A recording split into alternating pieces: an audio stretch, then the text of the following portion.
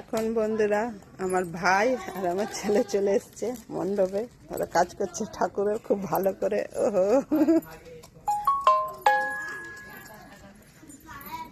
এ ভাই তোকে একটা কথা জিজ্ঞেস করবো। এখন মা দেখুন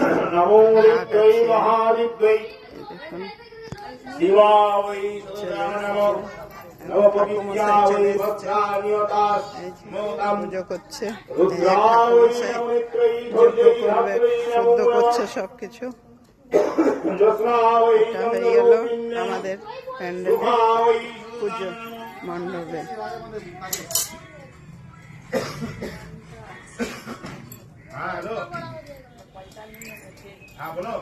গোলুকে দিয়ে খুব কাজ করাবি। ফোন নাম্বারটা আমি দিয়ে দিয়েছি, আমি বুঝে করছি না।